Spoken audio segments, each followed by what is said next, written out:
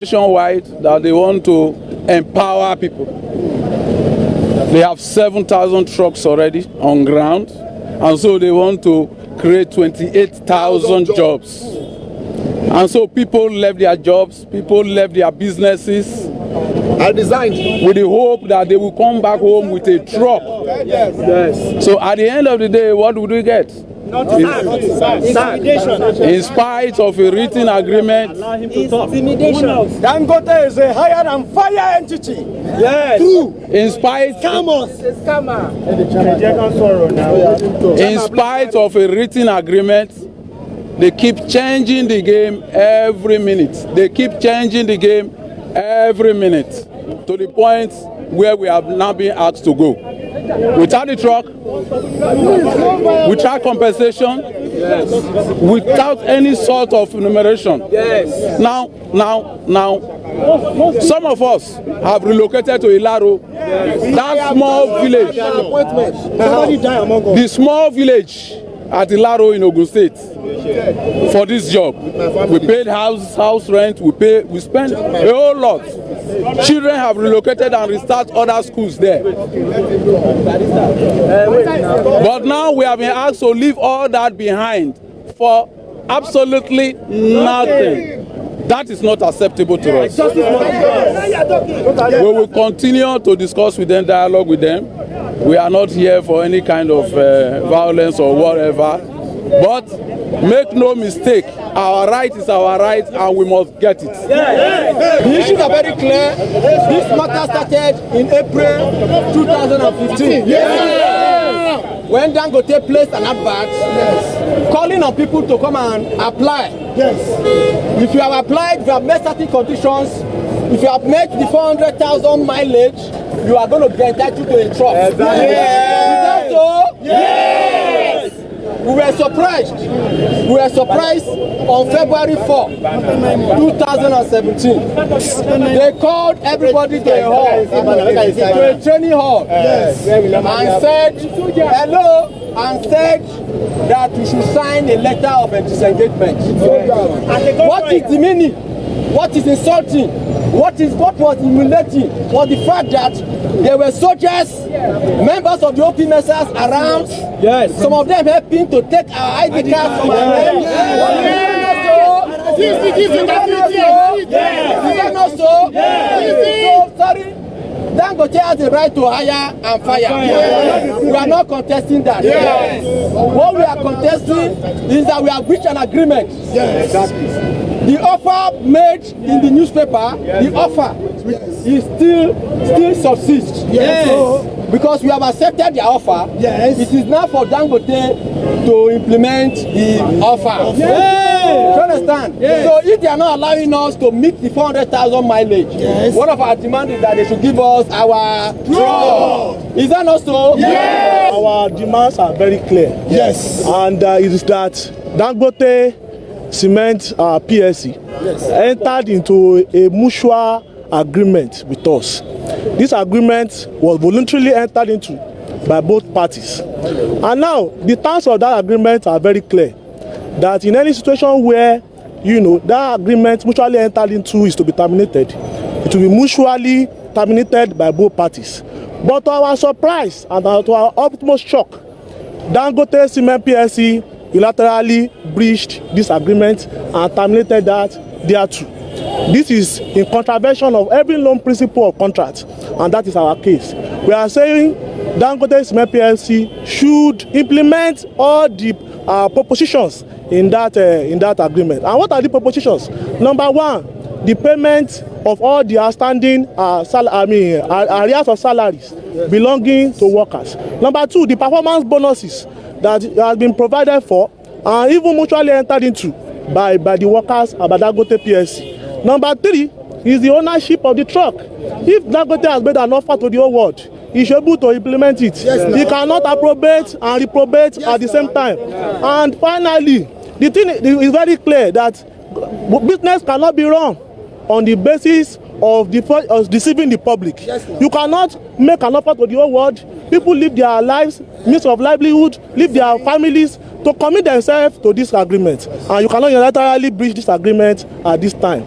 Now, finally, we want to say that this struggle is pinned down to the overall effect and features of the anti-poor, man-eat-man system in which we have been thrown into, and workers need to link all of this together, and even get into negotiation and whatever means. The most basic fact is that the Dangote Cement PLC must implement all the demands in this agreement. We call on the labor movement, the Nigerian Labour Congress, the Trade Union Congress, the United Labour Congress, even the trade union organizing in that industry, to come to the aid of these workers, because injury to one, they say, is injury to all.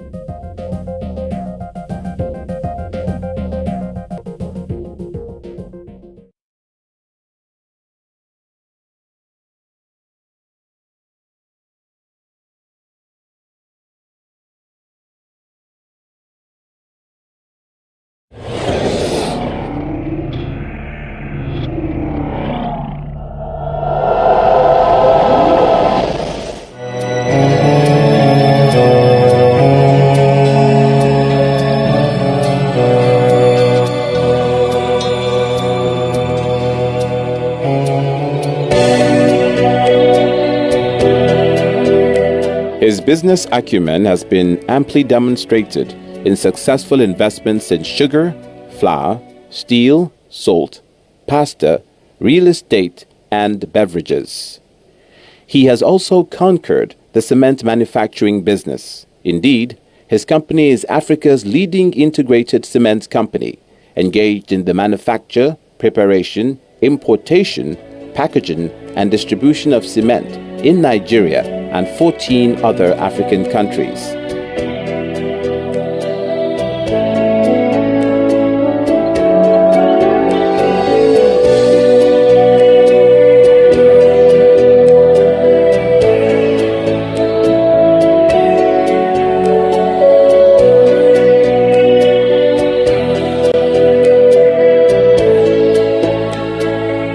The current total production capacity in Nigeria from its 3 existing cement plants is 20 to 25 mmtpa.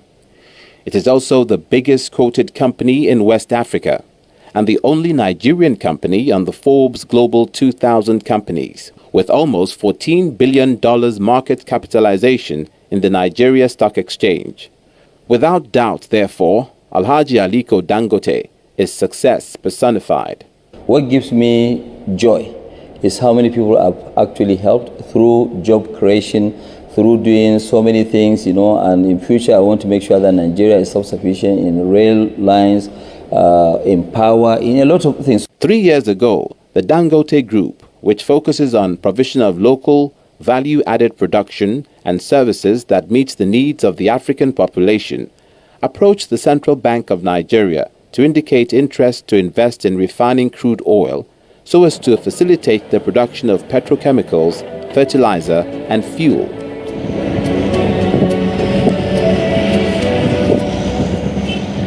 Today, the Dangote Oil Refinery project, which is valued at $14 billion, is ongoing at the Lekki Free Trade Zone, Lagos State, with a tantalizing target to refine 650,000 barrels of crude oil per day.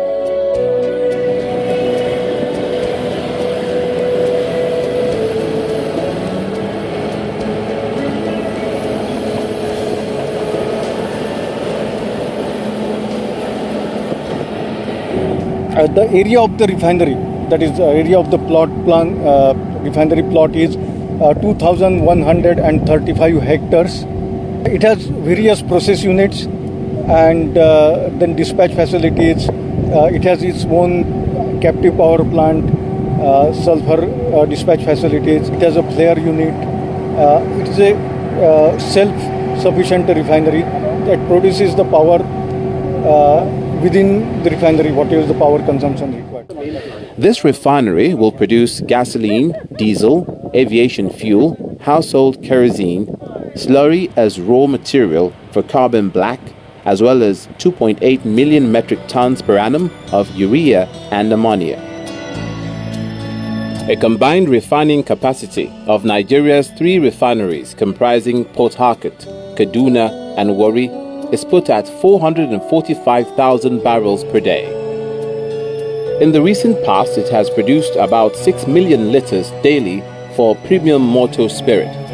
When completed, this refinery will refine 650,000 barrels per day with yields of 55.2 million litres of PMS, 3.4 million litres of diesel, the high-end Euro 5, and 8.8 million litres of aviation jet fuel daily. At 55.2 million litres of PMS, Nigeria's daily consumption of 40 million litres is already taken care of. Before now, Nigeria was a paradox, being one of the world's largest producers and exporters of crude oil, and yet one of the biggest importers of refined product. Trillions of naira is spent every year in subsidy claims for oil marketers, not to talk of immeasurable man-hours lost each time there is real or artificial scarcity of fuel. But now, the first of its kind integrated oil refinery project will resolve this paradox with its longest single train refinery in the world.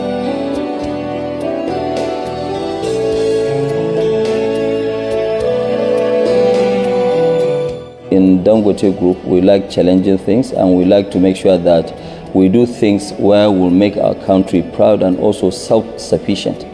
So once we do this, Nigeria will never ever import any oil at all. No petroleum products, zero. We'll meet up the full capacity, and we've taken up a land that will allow us to grow 3 times. So we have plans of also further growth. But the challenges, I think, will be able to surmount most of them because, number one, we're a local domesticated refinery. Most of the logistics cost will not be there. And then we don't have to pile up a lot of petroleum products, in stock because the refinery is there, it's working. Obviously, yes, maybe we'll have about 15-20 days of reserves. After months of work on site, the dredging has covered a major portion, although heavy-duty work is ongoing.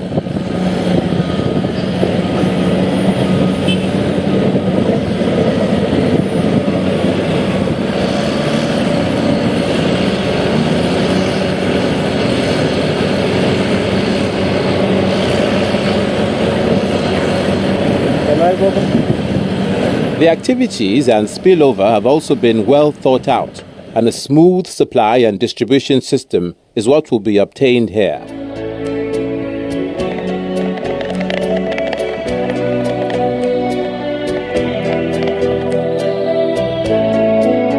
This is the setting that prompted the governor of the Central Bank of Nigeria, Mr. Godwin Emefiele, to pay an impromptu visit to the Lekki site of the world's biggest refinery project.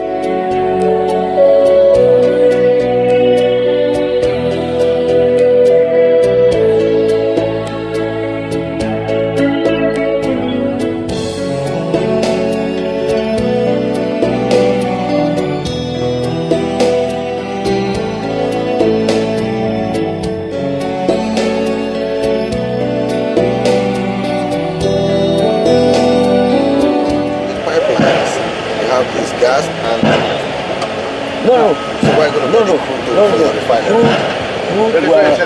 ship, but when they are inside the sea, they call them SPMs.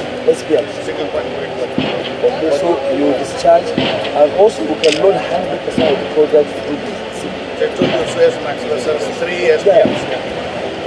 So we have 3 for loading products and 2 for taking crude, and also pack loading.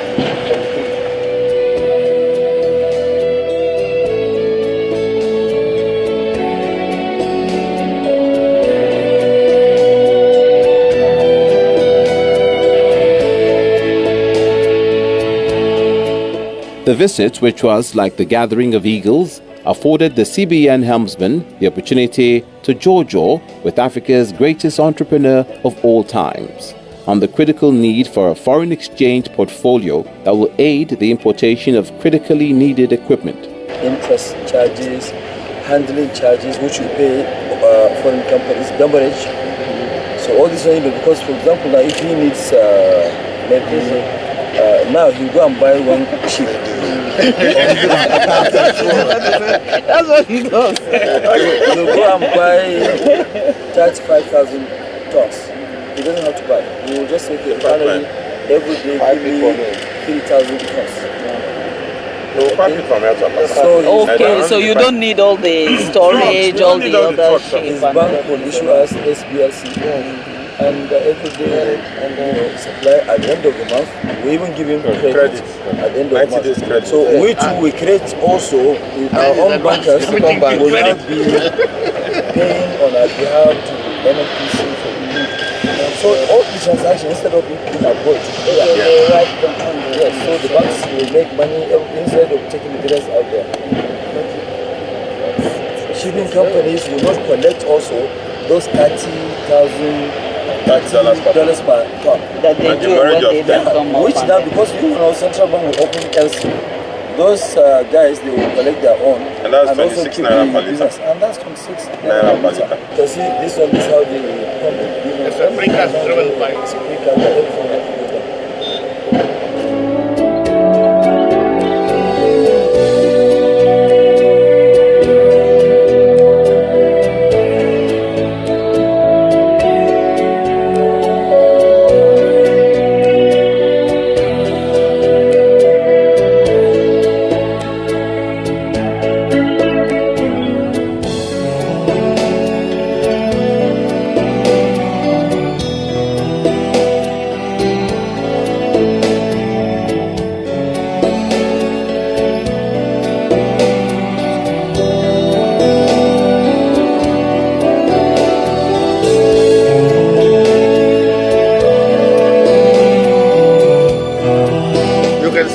This is the whole site, and this is the fertilizer.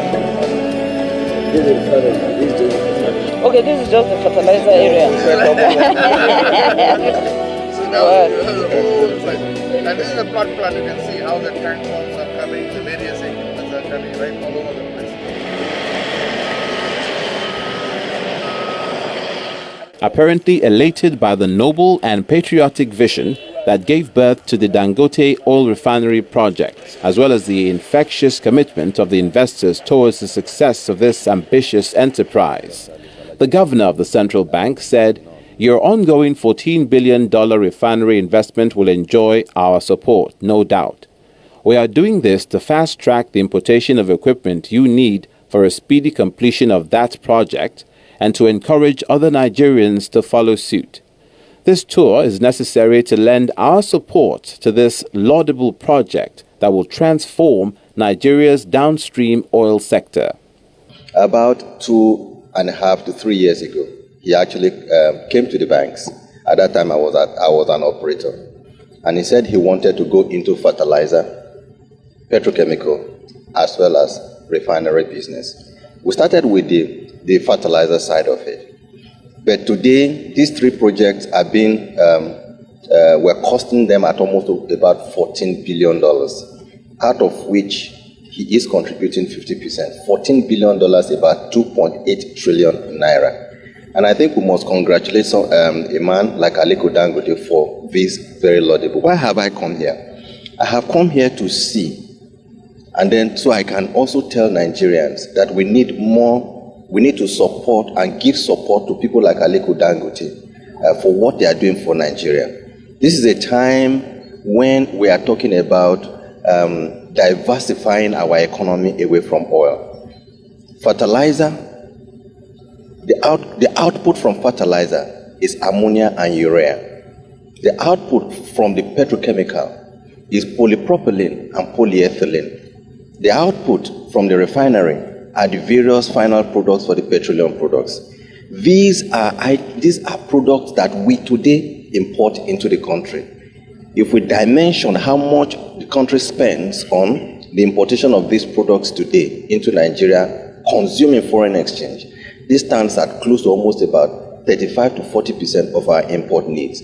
So you can imagine what would happen to the savings in foreign exchange by the time the fertilizer is completed in 2017 and by the time the petrochemical and refinery project is completed during the early part of 2018. we expect that by the time these projects are completed, we will not only service, it will not only meet the needs of our domestic requirements, but by the time it is completed, he will be exporting these products to the point where he will be selling foreign exchange to Nigeria, to Nigerians, and to Central Bank of Nigeria to the tune of almost about $6 billion a year.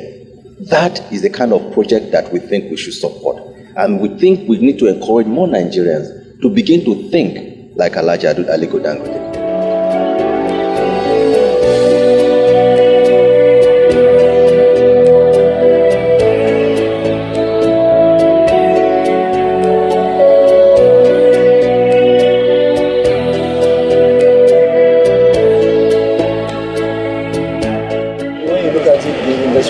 Once you go through the pain, then it pays.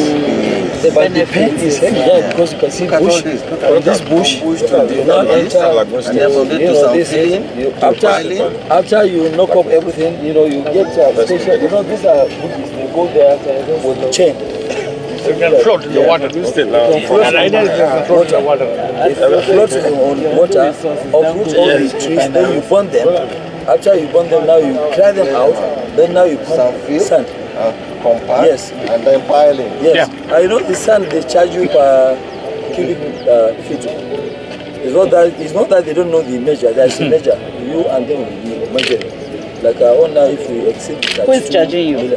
The people who are it's not that they just come and feed everything. No, right? No. This young drone, they're the biggest in the world. They told you from Belgium. Belgium.